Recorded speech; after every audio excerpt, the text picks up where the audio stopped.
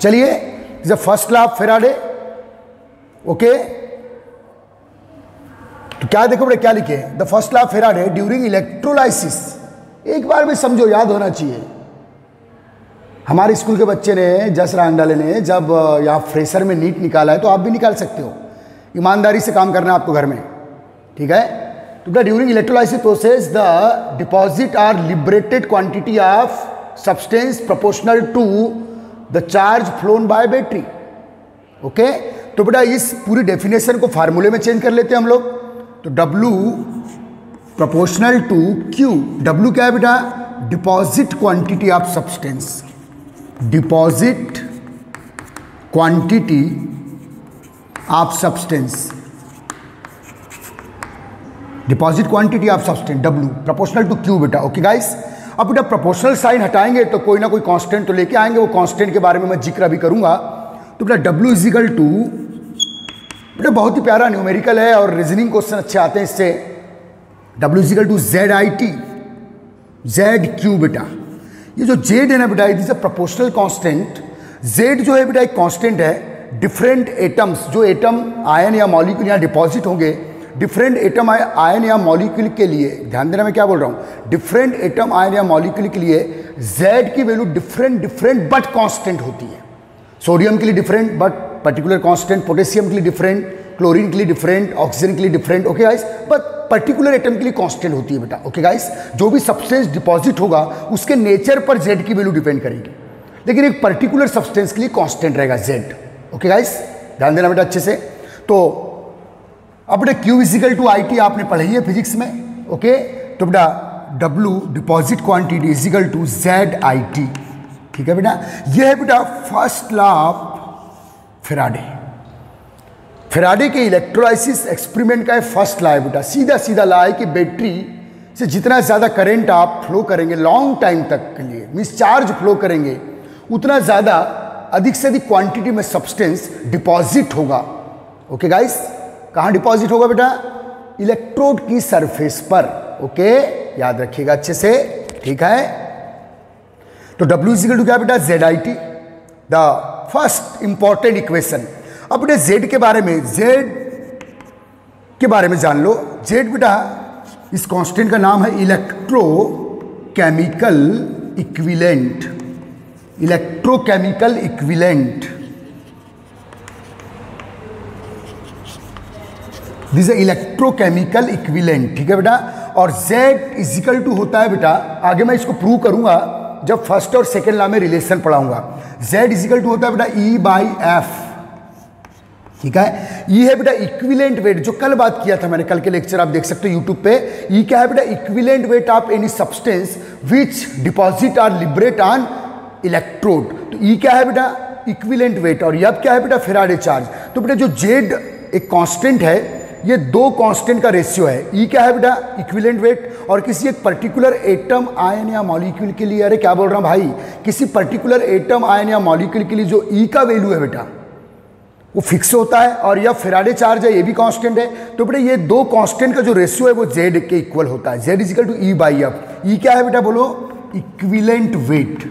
कैसे काउंट करना है इसका कल फार्मूला मैंने दे चुका हूं आपको, इसका प्रीवियस लेक्चर आप चेक कर सकते हैं। और F क्या है बेटा, फैराडे चार्ज। ओके, तो Z is known as ECE, means electrochemical equivalent. Okay guys, और Z का वैल्यू डिपेंड करता है E/F पर। ओके गाइस, E क्या है, इक्विवेलेंट वेट ऑफ सब्सटेंस जो ड्यूरिंग इलेक्ट्रोलाइसिस इलेक्ट्रोड पर डिपॉजिट हो रहा है या लिबरेट हो रहा है गैस फॉर्म में। और F क्या है बेटा, फैराडे चार्ज। ओके, चलिए इसे आप उतार लीजिएगा। चलिए, तो ये है बेटा the first equation of Faraday law of electrolysis, is the first equation. Okay, चलिए छाप लीजिए। The first law of Faraday. Okay guys, blur हो रहा है, हाँ ठीक है ना, कोई दिक्कत नहीं है।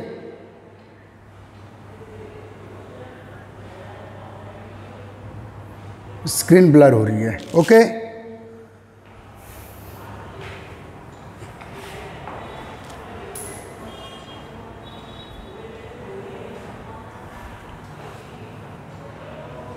यहाँ तो स्क्रीन ठीक है बेटा, आपके फ़ोन में प्रॉब्लम होगी, देख लीजिए। अब बात करेंगे बेटा second law of Faraday.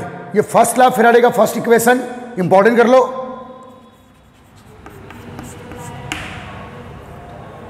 Second law of Faraday पे बात करेंगे, चलिए ठीक है बेटा। इससे न्यूमेरिकल रिलेटेड कर सकते हैं आप, बुक से कर लो या मैं कुछ करवा दे रहा हूं अभी।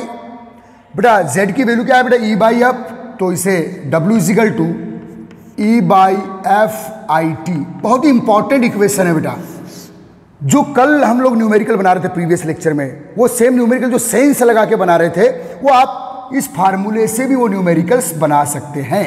z is equal to E by F into I T या E I T by F, ठीक है बेटा। तो फर्स्ट लॉ ऑफ फैराडे की इक्वेशन मोस्ट इंपॉर्टेंट, ठीक है। चलिए अब बात करेंगे बेटा second law of Faraday.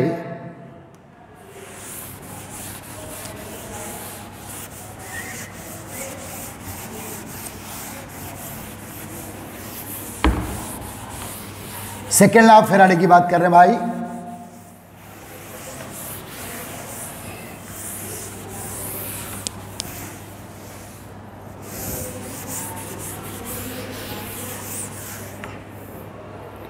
Faraday second law देखिएगा बेटा। सेकेंड एक्सपेरिमेंट है जो बेटा फैराडे का, this 2 or more than 2 electrolytic cell. ये बेटा 2 आर मोर देन 2 भी ले सकता हूं, लेकिन आइडियली 2 लेना है अपने को। When 2 or more than 2 electrolytic cell connect in series, series में बेटा पैरेलल कनेक्शन और सीरीज कनेक्शन आपने फिजिक्स में पढ़े हो, यह बेटा इलेक्ट्रोलाइटिक सेल, ठीक है। यहाँ 2 ले रहा हूं मैं, मोर देन 2 भी ले सकते हैं, लेकिन मोर देन 2 के एप्लीकेशन के क्वेश्चंस नहीं है हम लोगों में। When 2 or more than 2 electrolytic cell connect with external electric source battery, ठीक है बेटा। ये प्लस एंड ये माइनस एंड, ध्यान दीजिएगा।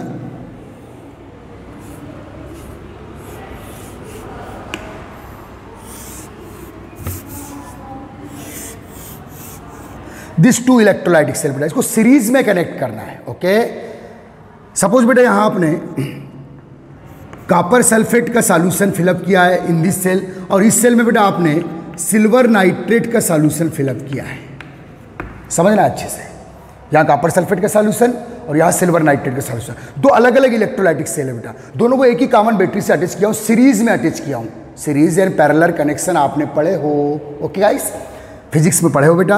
अब देखिए बेटा ये प्लस है, तो ये वाली जो इलेक्ट्रोड है ये प्लस होगा, ये वाला जो इलेक्ट्रोड है बेटा माइनस एंड से कनेक्टेड है, तो ये माइनस होगा।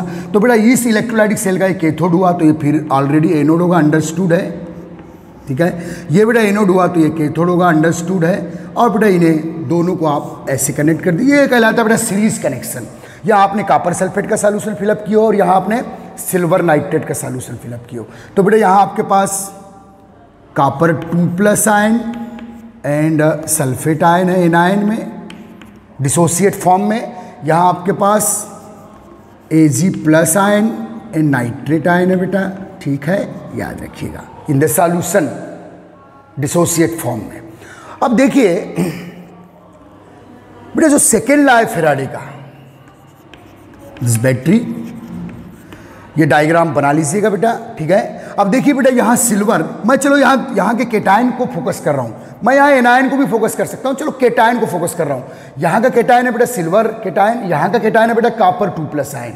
तो केटायन कहाँ जाएगा बेटा, कैथोड पर, कॉपर सॉलिड के फॉर्म में डिपॉजिट होगा, और यहाँ सिल्वर, हेलो,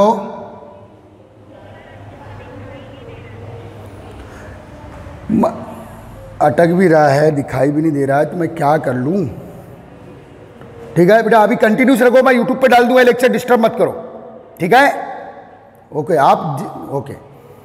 तो बेटा देखिए यहाँ सिल्वर प्लस आयन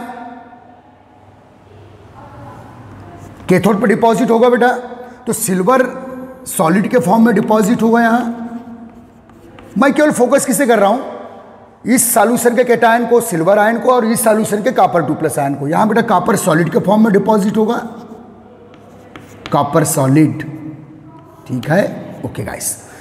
अब ध्यान देना बेटा, सेकेंड लॉ क्या बोलता है फेराडे का सेकेंड एक्सपेरिमेंट क्या बोलता है? चलिए, सेकेंड लॉ ऑफ फेराडे, ये डायग्राम आप बना लीजिएगा।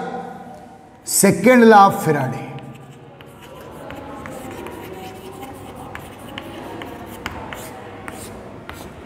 सेकेंड लॉ ऑफ फेराडे, ठीक है, ध्यान दे बच्चे। When two are more than to,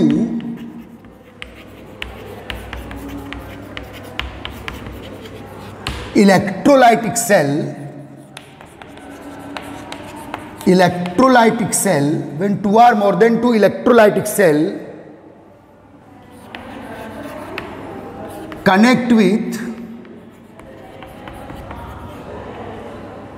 connect in series, ये सीरीज कनेक्शन में कनेक्ट किए हैं बेटा हमने, and same current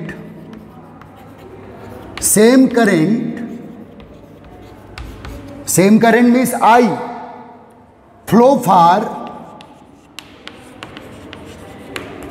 same time, same current बेटा देखो, same current means I flow for same time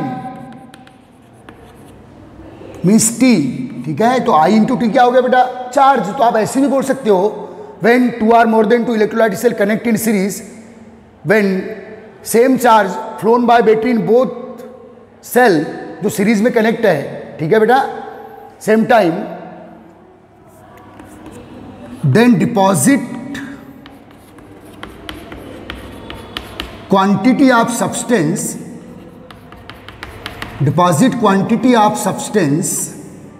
ठीक है बेटा। या सल्फेट भी जाएगा बेटा एनोड पर, या नाइट्रेट भी जाएगा एनोड पर, लेकिन मैं सल्फेट नाइट्रेट को भी फोकस कर सकता हूं, मैं यहाँ कॉपर और सिल्वर को फोकस कर रहा हूं, ठीक है। किसी को भी कर सकते हैं, या तो ये दोनों में से केटायन को चॉइस कर ले, या दोनों सेल के एनायन को चॉइस कर ले। सल्फेट जाएगा तो SO2 और O2 गैस निकलेगी, और नाइट्रेट जाएगा तो NO2 और O2 गैस लिबरेट होगी बेटा एनोड पर, ठीक है। तो मैं यहाँ कॉपर को फोकस कर रहा हूँ या सिल्वर को फोकस कर रहा हूँ, यहाँ के केटायन पे काम कर रहा हूँ। आप चाहो तो दोनों सेल के एनायन पे भी वर्क कर सकते हो, कोई दिक्कत नहीं है। डिपॉजिट क्वांटिटी ऑफ सब्सटेंस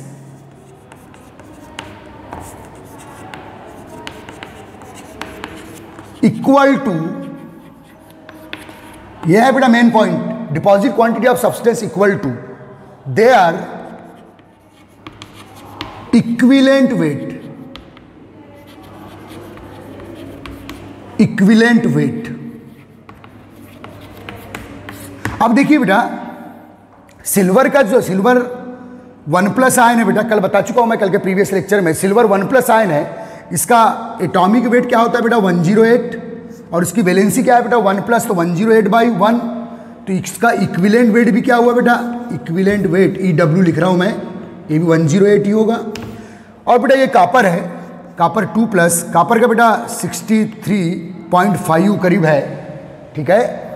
तो बेटा इसका इक्विवेलेंट वेट काउंट करना है, तो इसका जो एटॉमिक वेट है बेटा 63.5 है, अपॉन 2 कर दीजिएगा, ठीक है। तो ये इसका इक्विवेलेंट वेट आ गया। तो बेटा सपोज ये आप डेफिनेशन पहले लिख दो, when two are more than two electrolytic cell connect in series and same current flow for same time, then deposit quantity of substance, ठीक है, equal to their equivalent weight, ठीक है बेटा। तो बेटा इन दोनों सेल में ये बैटरी से सेम करंट सेम टाइम के लिए फ्लो करोगे। तो ये बहुत बड़ा मिरेकल है बेटा, ये देखा गया, बहुत बड़ा मिरेकल है। Deposit quantity of substance, okay, deposit quantity of substance equal to their, deposit quantity of substance equal to their equivalent weight, ठीक है। ये आप लेवल डायग्राम बना सकते हैं बेटा, दिस 2 सेल इलेक्ट्रोलाइटिक सेल। अब जो डेफिनेशन लिखा हूं, suppose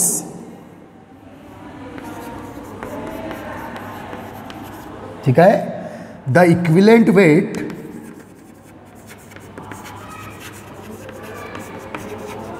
suppose the equivalent weight of copper, यहां से सिलेक्ट कर रहा हूं बेटा, और यहां सिल्वर सिलेक्ट कर रहा हूं।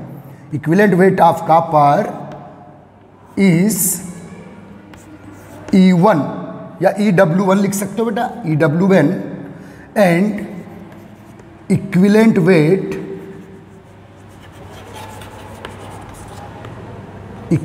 वेट, आंसर कैसे देना है आपको पता होना चाहिए। Equivalent wait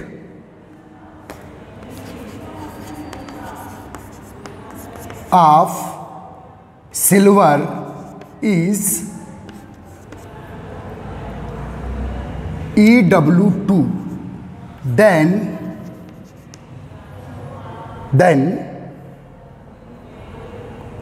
deposit quantity, then from second law of Faraday, second law क्या लिखे ऊपर देख लीजिए आप, then second law of Faraday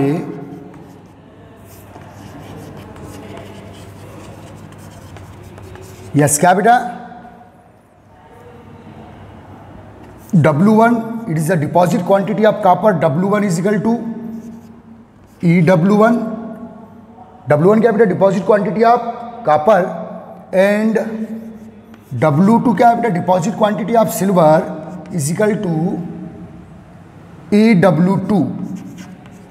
ठीक है बेटा, ये फार्मूले आ गए बेटा किसके, सेकेंड लॉ ऑफ फेराडे के फार्मूले। ठीक है, अब बेटा दोनों को कनेक्ट करेंगे आप, तो W1 upon W2 is equal to EW1 upon EW2।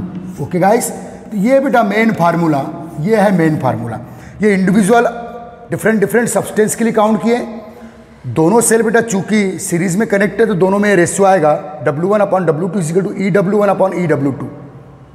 Check कर लीजिए क्या लिखे आप, suppose the equivalent weight of copper is EW1 and equivalent weight of silver is EW2, then from second law of Faraday W1 क्या है बेटा deposit quantity of copper, W2 क्या है बेटा डिपॉजिट क्वांटिटी ऑफ सिल्वर, तो W1 is equal to EW1, W2 is equal to EW2. What you mean by EW1 and EW2? It is the equivalent weight of copper and silver. Okay? चलिए छाप लीजिए इसे।